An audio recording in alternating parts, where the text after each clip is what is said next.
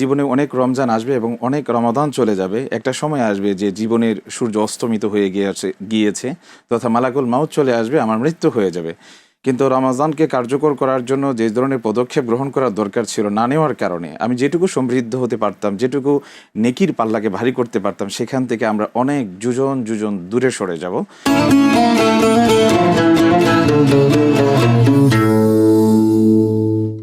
আসসালামু আলাইকুম ওরহমতুল্লাহি ওবরাকাতুহ। আলহামদুলিল্লাহি রব্বিল আলামিন ওয়াসসালাতু ওয়াসসালামু আলা সাইয়্যিদিল আম্বিয়া ওয়াল মুরসালিন, আম্মা বা'দ। প্রিয় দর্শক, পবিত্র মাহে রমাদানুল মুবারক উপলক্ষে বিশেষ আয়োজন বিআরবি কেবলস নিবেদিত রমজানের জিজ্ঞাসা ও জবাব, powered by BRB hospitals limited, cosponsor Molla super salt. এই অনুষ্ঠানে আপনাদের সকলকে স্বাগত জানাচ্ছি আমি মামনুন বিন মাসুদ। প্রিয় দর্শক, আপনাদের এই প্রিয় অনুষ্ঠান আপনাদের সকলের আন্তরিকতা এবং ভালোবাসায় আলহামদুলিল্লাহ আমরা ইতিমধ্যে আপনাদের সকলের কাছে পৌঁছতে পেরেছি। আপনারা সকলেই আপনাদের অকৃত্রিম ভালোবাসা প্রদর্শন করেছেন এবং জানিয়েছেন আপনাদের মুগ্ধতার কথা। প্রিয় দর্শক, ধারাবাহিক আলোচনায় আজকে আমরা গুরুত্বপূর্ণ একটি বিষয় নিয়ে আলোচনা করব। বিষয়টি হলো তাৎপর্যময় রমজান এবং পরবর্তীতে করণীয়। প্রিয় দর্শক, চমৎকার এই বিষয়ে আলোচনার জন্য আজকে আমাদের মাঝে আমন্ত্রিত অতিথি হিসেবে উপস্থিত হয়েছেন হিউম্যান এইডস ইন্টারন্যাশনালের সম্মানিত ধর্মীয় সম্পাদক জনাব হাফেজ মাওলানা জাকারিয়া মাহমুদ হাফিজাহুল্লাহ।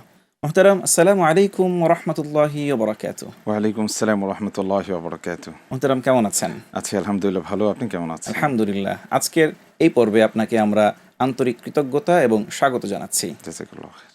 জি মোহতারাম, আলহামদুলিল্লাহ, আল্লাহ সুবহানাহু ওয়া তাআলার কাছে অসংখ্য শুকরিয়া আদায় করছি। আল্লাহ সুবহানাহু ওয়া তাআলা আমাদেরকে রমাদানুল মুবারক পাওয়ার সৌভাগ্য দান করছেন এবং পাশাপাশি এই রমাদানুল মুবারকে আল্লাহ তাআলা আমাদেরকে ইবাদতের সুযোগ দান করেছেন। আপনার কাছে আমরা শুরুতেই জানতে চাইব, এই রমজানটা আমরা কিভাবে তাৎপর্যময় করে তুলতে পারি, অর্থাৎ আল্লাহ সুবহানাহু ওয়া তাআলা আমাদেরকে যেই দয়া করে, মায়া করে, আমাদের প্রতি অনুরাগী হয়ে আল্লাহ তাআলা আমাদেরকে যেই মহান মাস দান করেছেন, এইটাকে আমরা কিভাবে কাজে লাগাতে পারি? মাশাআল্লাহ, বিজ্ঞ উপস্থাপক, আপনাকে ধন্যবাদ জানাই। আপনি চমৎকার প্রশ্ন করেছেন। রমজান তো আমাদের জীবনে অনেক এসেছে, অনেক চলেও গিয়েছে। জীবনে আমরা রমজানকে কাজে লাগিয়ে কতটুকু আমরা নিজের জীবনকে পরিবর্তন করতে পেরেছি। আমরা যদি গতানুতিক যে রমজান আমরা অতিবাহিত করি, প্রতি বৎসরের নিয়ে যদি সেভাবে রমজানকে কাটানোর চিন্তা করি, তাহলে জীবনে অনেক রমজান আসবে এবং অনেক রমাদান চলে যাবে। একটা সময় আসবে যে জীবনের সূর্য অস্তমিত হয়ে গিয়েছে তথা মালাকুল মাউত চলে আসবে, আমার মৃত্যু হয়ে যাবে।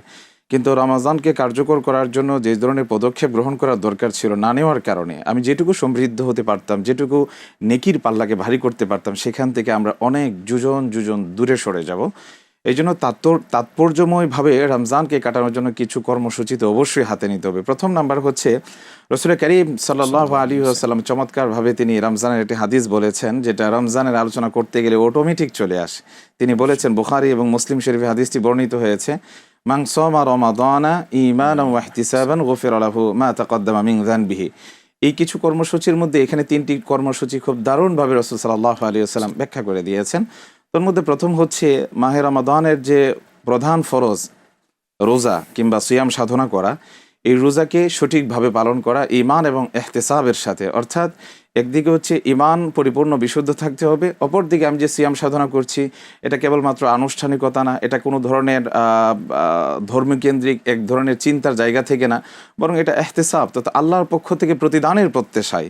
কারণ রোজার ব্যাপারে প্রতিদানের প্রত্যাশার ব্যাপারে আল্লাহ সুবহানাহু ওয়া তাআলা ওনার হাদিসে কুদসি যেটি রয়েছে, আস-সাওমু লি ওয়া আনা আজজি বিহি, বান্দা রোজা আমার জন্য রাখে এবং রোজার প্রতিদান আমি বান্দাকে নিজে প্রদান করব। রাসূল সাল্লাল্লাহু আলাইহি ওয়াসাল্লাম রোজার প্রতিদান হিসেবে জান্নাতের কথাও তিনি বলেছেন। এই প্রতিদানগুলোকে চিন্তা করে রমজানের সিয়াম সমূহকে রাখার কথা রাসূল সাল্লাল্লাহু আলাইহি ওয়াসাল্লাম বলেছেন। তো রমজানে এই দুইটি শর্তকে সামনে কেন নিয়ে আসলাম? অনেক সময় দেখা যায় যে আমরা রোজা রাখছি, সিয়াম সাধনা করছি, সাহারি করছি, ইফতারি করছি, কিন্তু এই রোজা যে আমার জীবনকে পরিবর্তন করার জন্য এসেছে, আল্লাহ যে আমাকে গোটা 11 মাসের মধ্য থেকে রমজানকে আল্লাহর মাস বলে সম্বোধন করলেন এবং রমজানকে শ্রেষ্ঠ মাস বলে সম্বোধন করলেন এবং সিয়াম তিনি কেন আমাকে দান করেছেন, এই বিষয়টা যদি আমরা উপলব্ধি না করি তাহলে বললাম যা, গতানুতিকভাবে রমজান আসবে, রমজান চলে যাবে, ঈদ হবে, আনন্দ হবে, রমজানের জায়গায় আমি আমার জায়গায় দাঁড়িয়ে আছি। তাহলে রমজান কোনো কর্মসূচি আমাকে প্রভাবিত করতে পারেনি। বিধায় আল্লাহ তাআলা রোজা যে জন্য দান করেছেন, তিনি সূরা আল বাকারার 183 নম্বর আয়াতের মধ্যে বলছেন যে, শেষ অংশে আমি আয়াতটি উপস্থাপন করছি, লাআল্লাকুম তাত্তাকুন, তিনি তোমাদেরকে সিয়াম দান করেছেন যাতে করে তোমরা মুত্তাকি হতে পারো। তাহলে রমজানের রোজা আমি রাখছি এবং মুত্তাকি হওয়ার জন্য আল্লাহ পাক আমাকে সিয়াম দান করেছেন, রোজা আমার উপর আবশ্যক করেছেন। আমার যদি রোজার দৃষ্টিভঙ্গি এটা হয় যে আমি সাহারির সময় খাবার খাবো আর সারাদিন অনাহার থাকবো এবং সারাদিন খাবার থেকে বিরত থাকবো এবং ফায়সামূলক কাজ থেকে বিরত থাকবো আর সন্ধ্যার সময় ইফতার করবে, এর মধ্যে আমার রোজার কার্যক্রম সীমাবদ্ধ হয়ে গিয়ে এটা চরম পর্যায়ে ভুল হবে। একদিকে খাবার পানাহার এবং হারাম কাজ থেকে তো আমি বিরত থাকছি, অপরদিকে যেটা রোজাদারগণ স্বাভাবিকভাবে অহরহ করে ফেলেন সেটা হচ্ছে মিথ্যা কথা বলা। রমজান রেখে অনেকে দেখবেন মিথ্যা কথা বলে। আবার যিনারা দোকানদার রয়েছেন সবার কথা বলছি না, যিনারা করেন তাদের কথা বলছি, সেটা হচ্ছে খাদ্যের মধ্যে ভেজাল ঢুকাইয়া দেয়। যেমন ধরেন 10 কেজি খেজুর যদি কারো কাছে বিক্রি করে, পুরাতন মাল 2 কেজি কিন্তু 10 কেজি নতুন মালের সাথে 8 কেজির সাথে চালিয়ে দিচ্ছে। তারপর দেখা যায় 10 টাকার জিনিস 50 টাকা সে একটা কৃত্রিম সংকট তৈরি করে বিক্রি করছে।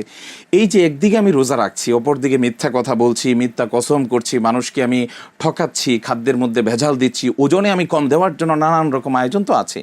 এই কাজগুলো একজন প্রকৃত রোজাদার সাথে কখনো কল্পনাই করা যায় না। মানে প্রকৃত রোজাদার এক জায়গায় এবং এই কাজগুলোর অবস্থান যুজন জায়গায়, আসমান এবং জমিন পার্থক্য।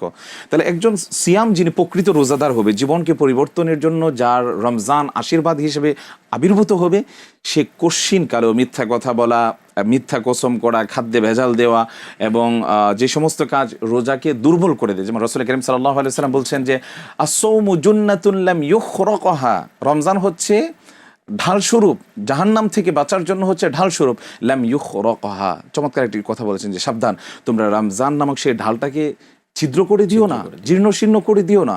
এখন জীর্ণশীর্ণ কিভাবে হবে, ঢাল স্বরূপটাকে কিভাবে জীর্ণশীর্ণ হয়? আমি যখন রোজা রাখলাম আবার মিথ্যা কথা বললাম, আমি আমার রমজান নামক ঢাল স্বরূপ যে ঢালটা রয়েছে এটাকে আমি দুর্বল করে ফেললাম।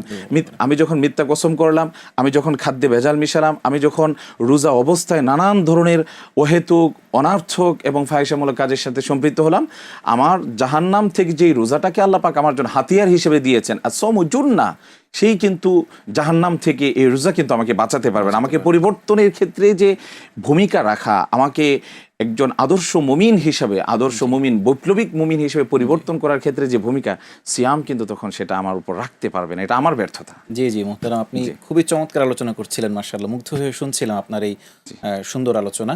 অর্থাৎ আমরা যদি রোজা শুধু রাখি এবং রোজার যেই বিরত থাকার যে কাজগুলো আছে সেগুলো থেকে যদি আমরা বিরত না থাকি, যেমন আপনি উল্লেখ করলেন যে আমাদের সমাজে ব্যবসায়ীরা দেখা যায় রোজা রাখার পরেও 2 নাম্বারি করছে, মানুষকে ঠকাচ্ছে, অধিক মুনাফার আশায় কৃত্রিম সংকট তৈরি করে মানুষের মাঝে বেশি দামে বিক্রি করার চেষ্টা করছে। পাশাপাশি আমরা দেখি যে রোজাও রাখছে আবার ঘুষও নিচ্ছে, রোজাও রাখছে সুদও খাচ্ছে, রোজাও রাখছে মানুষের সাথে ঝগড়াও করছে, রোজাও রাখছে আবার দেখা যায় অন্যের হক নষ্ট করছে, রোজাও রাখছে আবার মানুষকে গালি দিচ্ছে, রোজাও রাখছে অন্যদের সাথে খারাপ আচরণ করছে। তাহলে আসলে মৌলিকভাবে এই রোজা আসলে আল্লাহ তাআলার কাছে মাকবুলিয়াতের দরজায় উন্নীত হতে পারবে না এবং এই রমজানটা তার আসলে না খেয়ে থাকা ছাড়া, কষ্ট ছাড়া, ক্ষুধা ছাড়া আর কোনো কিছুই অর্জিত হবে না। অর্থাৎ আমাদের রোজাটাকে যদি আমরা পরিপূর্ণভাবে সুন্দরভাবে পালন করতে চাই, তাহলে রোজা রাখার পাশাপাশি, না খেয়ে থাকার পাশাপাশি সামগ্রিক দিক থেকে সকল হারাম কাজ থেকে, সকল নিষিদ্ধ কাজ থেকে আমাদেরকে বিরত থাকতে হবে। আমরা আপনার কাছে জানতে চাই যে এই রমজানটাকে তো আমরা তাৎপর্যময় করে তুলব, এই ক্ষেত্রে আমরা কি কি পদক্ষেপ গ্রহণ করতে পারি? 1 নম্বর পদক্ষেপ হচ্ছে, রমজান যে আমার জীবনকে পরিবর্তন করার জন্য আসছে এটা আমাকে অনুধাবন করতে হবে। অনুধাবনের মধ্যে সীমাবদ্ধ নয়, এটাকে কাজে কর্মে নানানভাবে আমাকে বাস্তবায়ন করতে হবে। এবং সারাদিন রোজা অবস্থায় যে কর্মসূচিগুলো করা আমার জন্য সুন্নাহ, যে কর্মসূচি করলে রোজাটা আরও বেশি অর্থবোধক হবে, আমার জীবনকে পরিবর্তনের ক্ষেত্রে ভূমিকা রাখবে, সেই বিষয়গুলো অবশ্যই বাস্তবায়ন করতে হবে। এবং এই বিষয়গুলো বাস্তবায়ন করার জন্য বাংলাদেশে আমাদের অত্যন্ত স্বনামধন্য ইসলামী স্কলার শেখ আহমদুল্লাহ কর্তৃক রমাদান প্ল্যানার নামে একটি বই রচিত হয়েছে, চাইলে সেই বইটি অবলম্বন করা যেতে পারে। 2 নম্বর হচ্ছে, আমি হাদিসের ব্যাখ্যার দিকেই যাচ্ছি। 2 নম্বর হচ্ছে, রাসূল কারীম সাল্লাল্লাহু আলাইহি ওয়াসাল্লাম বলেছেন, ওমান কামা ঈমানান ওয়া ইহতিসাবান গুফিরা লাহু মা তাকাদ্দামা মিন যানবিহি। এখানে রাসূল সাল্লাল্লাহু আলাইহি ওয়াসাল্লাম রাত্রিকালীন ইবাদত তথা আমরা রমজান উপলক্ষে এটাকে তারাবিহের নামাজের সাথেই আমরা ধরে নিচ্ছি, তারাবিহের নামাজকে কেবলমাত্র আনুষ্ঠানিকতা কিংবা কেবলমাত্র মসজিদে সবাই যাচ্ছে আমি সেই জন্য যাচ্ছি পড়তে হবে এই দৃষ্টিভঙ্গির জায়গা থেকে না পড়া, বরং তারাবিটাকে আমি এইভাবে পড়বো যে আমি নিজে হয়তো বা হাফেজ না, আমি নিজে হয়তো বা আমি 20 রাকাত সেভাবে পড়ার মতো ধৈর্য এবং সক্ষমতা আমার নেই বা সেই পরিবেশ আমার নেই। আমি মসজিদে যাচ্ছি, আল্লাহর ঘরে যাচ্ছি, কার সামনে দাঁড়াচ্ছি? আল্লাহর সামনে দাঁড়াচ্ছি। আমি সেজদা করতেছি হয়তো বা টাইসের উপর, কিন্তু এটা আল্লাহ তাআলা পরোক্ষভাবে কুদরমি কদমের উপর আমি সেজদা করছি পরোক্ষভাবে, এবং আমি এমন একটা ফিলিংস নিয়ে আমি এবাদতটুকু করবো যে আল্লাহ আমাকে দেখছেন। যদি আমি আল্লাহকে দেখে ইবাদত করছি, যদি সেটুকু না হয়, কান্নাকা তারাহ, রাসূল সাল্লাল্লাহু আলাইহি ওয়াসাল্লাম যেটা বলেছেন যে আল্লাহ তোমাকে দেখছেন, তুমি সেই ফিলিংসটা তৈরি করো। তো যখন আমি তারাবিহের নামাজে যাচ্ছি, আমার মধ্যে যদি এই ফিলিংসগুলো থাকে, এবং তারাবির নামাজ যখন শুরু হয়ে যাবে, হাফেজ সাহেব যখন সূরাতুল ফাতিহা শেষ করে তিনি যখন সূরাতুল বাকারা শুরু করলেন, পৃষ্ঠার পর পৃষ্ঠা পড়ছেন, আয়াত শেষ করছেন, রুকু করছেন, সাজদা করছেন, এই যে 20 রাকাত তারাবির মধ্য দিয়ে প্রায় দেখা যায় 27 রমজানে 30 পারা গিয়ে সমাপ্ত হয়। এই 30 পারা শোনা এবং শ্রবণ করার এটা যেন একটা অর্থবোধক হয়। সেটা হচ্ছে কি, যে আমি হয়তোবা কোরআনের তাফসীর আমার জানা নেই, কিন্তু এই আজকে যে অংশটুকু হাফেজ সাহেব পড়বেন, কথার কথা সূরাতুল বাকারার প্রথম 1.5 পারা আজকে পড়বেন, তাহলে সেই ক্ষেত্রে আমাকে অবশ্যই আমি তারাবিতে যাওয়ার আগে যদি আল্লাহ তাআলা এই আয়াতগুলোতে কি কি বলেছেন, এর সারমর্ম কি কি বিষয়গুলো এখানে উপস্থাপন করা হয়েছে, এই বিষয়গুলো যদি আমি জেনে নেই, তাহলে তারাবি যখন পড়ছেন হয়তো আমি অর্থ পরিপূর্ণভাবে বুঝতে পারছি না, কিন্তু আমার মধ্যে ইবাদতের প্রতি একটা আলাদা একটা উৎকর্ষ সাধন হবে এবং অন্যরকম একটা মনোযোগ তৈরি হবে, যার ফলশ্রুতিতে দেখা যাবে যে হাফেজ সাহেব যখন একটু প্রথম রাকাতে 2 পৃষ্ঠা পড়ছেন, অনেকেই মনে করে যে একটু লম্বা হয়ে যাচ্ছে, কষ্টকর হচ্ছে। এই ফিলিংস আপনাকে আমি সম্মান জানাই, বা কষ্ট হচ্ছে, কিন্তু আপনি যদি ইবাদতের স্বাদ পেয়ে যান, মজা পেয়ে যান, তাহলে দেখবেন যে সেই কষ্ট আপনার কাছে কোনো কষ্টই নেই, মনে হচ্ছে কোরআন আরো বেশি পড়ুক, আমি আরো মন্ত্রমুগ্ধ হয়ে আরো বেশি পরিমাণ শ্রবণ করি। জি মুহতারাম, খুব সুন্দর আলোচনা করছিলেন। আসলে আমরা দেখতে পাই যে রমজান আসলে বাস্তবিক অর্থে আমাদের মধ্যে একটা পরিবর্তন পরিলক্ষিত হয়। আমরা পূর্বের তুলনায় ইবাদতের প্রতি বেশি নিমগ্ন হই, আল্লাহর বেশি কাছাকাছি যাওয়ার চেষ্টা করি। দিনে রোজা পালনের মাধ্যমে, ইফতারের পরে দীর্ঘ সময় রাতে তারাবিহের মাধ্যমে, এবং পরবর্তীতে সুহূরের সময় তাহাজ্জুদে আমরা ইবাদত করি। দিনে সারাদিন আমরা কোরআন তেলাওয়াত করার চেষ্টা করি, সকল হারাম কাজ থেকে বিরত থাকার চেষ্টা করি। কিন্তু দুঃখজনক হলেও বাস্তব সত্য হলো এটা, যে আসলে রমজান যখন শেষ হয়ে যায়, তখন এই বিষয়গুলো আমাদের থেকে কিছুটা হলেও ছুটে যায়।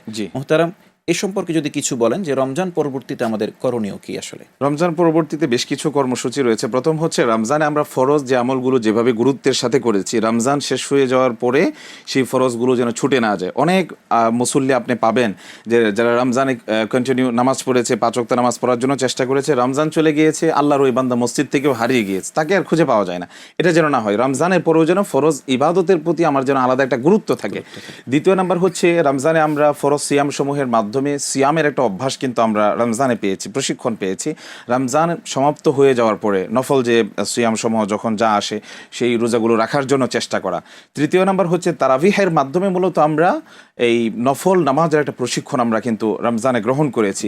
তা রমজানের পরে যেন আমি সপ্তাহে 7 দিন যদি আমি নাও পারি, কমপক্ষে বৃহস্পতিবার দিবাগত রাত যেটি রয়েছে, যেটি কি শ্রেষ্ঠ 5টি রজনীর মধ্যে অন্যতম একটি রজনী, দোয়া কবুলের মুহূর্ত, আমরা বৃহস্পতিবার রাত্রে, সোমবার রাত্রে, কিংবা যখন রাত্রে আমার ঘুম ভেঙে যায়, তাহাজ্জুদের নামাজের চর্চাটা যেন আমাদের মধ্যে থাকে। চতুর্থ নাম্বার হচ্ছে, রমজানে আমরা কিন্তু অনেক পরিমাণ দান খায়রাত করি। যাদের উপর জাকাত আবশ্যক আছে তারা তো জাকাত দিচ্ছে, যাদের উপর ফিতরা আবশ্যক হয়েছে তারা তো ফিতরা আদায় করছে। রমজানের পরেও যেন আমাদের হাতকে আমরা গুটিয়ে না আনি, বরং হাতকে যেন প্রসারিত করি এবং দানের যে অভ্যাস রমজানে তৈরি হয়েছিল সেই জন্য আমরা ধরে রাখি। পঞ্চম নাম্বার হচ্ছে, রমজানের বাহিরে আমরা যে পরিমাণ অশ্লীল কথা বা যখন মুখে যা আসে বলে ফেলি, রাগ এবং অধৈর্য হয়ে যায়, রমজানে আমরা কিন্তু অনেক বেশি সংযত থাকি, সংযম থাকি। আমাদের এই প্রশিক্ষণটা রমজানের বাহিরে অ্যাপ্লাই করতে হবে, যে রমজানের বাহিরেও যেন আমি আমার রাগকে কন্ট্রোল করতে পারি, আমি যেন ধৈর্যশীল হই, আমি যেন পরোপকারমূলক চিন্তা ভাবনা করি, আমি যেন সহনশীল হই, আমি যেন লেনদেনের ব্যাপারে স্বচ্ছতা, মুআশারাতের ব্যাপারে যেন আমার অবস্থান ভালো থাকে, আদর্শ মুসলিমের পরিচয় যেন আমি বহন করতে পারি, যেটা আল্লাহ রাসূল সাল্লাল্লাহু আলাইহি ওয়াসাল্লাম আল্লাহর পক্ষ থেকে তিনি আমাদেরকে শিক্ষা দিয়েছেন। উদ্দেশ্য হচ্ছে আমরা যেন তার আদর্শকে অনুকরণ করে আমরা সে আদর্শে যেন আদর্শিত হতে পারি। জি, শুকরিয়া মুহতারাম, খুবই চমৎকার আলোচনা করছিলেন। আমরা সর্বশেষ আপনার কাছে সংক্ষেপে জানতে চাইব যে আসলে রমাদানুল মুবারক যদি আমাদের থেকে বিদায় নেয়, এবং আমরা জানি যে আমরা নিশ্চিত না পরবর্তী রমাদান পাবো কিনা, তো এই ক্ষেত্রে এই রমাদানটাকেই কিভাবে, সর্বশেষ সংক্ষেপে আপনি বলবেন যে কিভাবে আরো সুন্দর করে আমরা কাটাতে পারি? আমার কথা হচ্ছে একটি, প্রিয় ভাই, আপনি সারা জীবন থাকার জন্য পৃথিবীতে আসেননি। কুল্লু নাফসিন যায়কাতুল মাউত, আপনাকে অবশ্যই মৃত্যুবরণ করতে হবে। লা ইস্তাখিরুনা সাআতা ওয়ালা ইস্তাকদিমুন, যখন মৃত্যু চলে আসবে আগেও করা হবে না, পরেও করা হবে না। আমাকে মৃত্যুবরণ করতে হবে। আমি একজন মুসলিম, আল্লাহর সামনে আমাকে দাঁড়াতে হবে, তার সামনে আমার ভালো আমার বদ আমলের হিসাব হবে। আমার যদি বদ আমলের পাল্লা ভারী হয় আমার ঠিকানা হয়ে যাবে জাহান্নাম, আল্লাহ মাফ করুক। আর আমার যদি নেকের পাল্লা ভারী হয় আমার ঠিকানা হবে জান্নাত।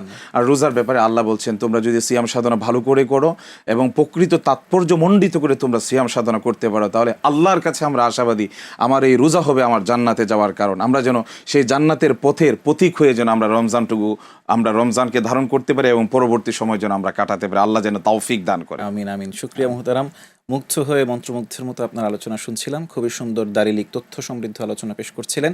অসংখ্য কৃতজ্ঞতা আপনাকে। জি জি। প্রিয় দর্শক, পবিত্র রমাদানুল মুবারক, রহমত, বরকত, মাগফিরাত সব কিছু নিয়ে আমাদের সামনে উপস্থিত হয়েছে। জানি না আমরা কতটুকু অর্জন করতে পেরেছি, কতটুকু অর্জন করার প্রয়োজন ছিল, কতটুকু কোরআন তেলাওয়াতে নিজেদেরকে সমৃদ্ধ করতে পেরেছি, আল্লাহ তাআলার ইবাদতের মাধ্যমে কতটুকু আমরা তার কাছাকাছি পৌঁছতে পেরেছি, রাসূলের সুন্নাহ অনুসরণের মাধ্যমে কতটুকু আমরা তার অনুসারী হিসেবে নিজেকে যোগ্য হিসেবে গড়ে তুলতে পেরেছি। এই সকল প্রশ্নগুলো নিজেকে করা প্রয়োজন। এই সকল প্রশ্নগুলোর উত্তরও নিজে নিজে খোঁজা প্রয়োজন।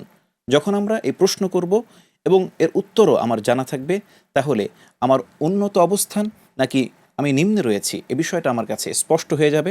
তখন বাহ্যিকভাবেই একজন মুমিন হিসেবে নিজ গুণে আমার কি করা প্রয়োজন এ বিষয়টিও কিন্তু আমি এবং আপনি অবশ্যই বুঝতে পারবো। তাই আসুন রমজানকে কাজে লাগাই। অবহেলা, আমরা গাফিলতির মধ্যে, উদাসীনতার মধ্যে রমজানকে কাটিয়ে না দিই। রমজানের এই শিক্ষাকে অন্যান্য মাসেও কাজে লাগানোর চেষ্টা করি। আল্লাহ তাআলা আমাদের সকলের রমজানের সকল নেক আমলগুলোকে কবুল করুন। প্রিয় দর্শক, এতক্ষণ দেখছিলেন, উপভোগ করছিলেন বিআরবি কেবলস নিবেদিত রমজানের জিজ্ঞাসা ও জবাব, powered by BRB hospitals limited, cosponsor Molla super salt. এতক্ষণ ধৈর্য সহকারে চমৎকার এই আয়োজনে আমাদের সাথে থাকার জন্য আপনাদের সকলকে আন্তরিক কৃতজ্ঞতা এবং মোবারকবাদ। দেখা হচ্ছে পরবর্তী পর্বে। সে পর্যন্ত আমাদের সাথেই থাকুন, সুস্থ থাকুন। আসসালামু আলাইকুম ওয়া রাহমাতুল্লাহি ওয়া বারাকাতুহু।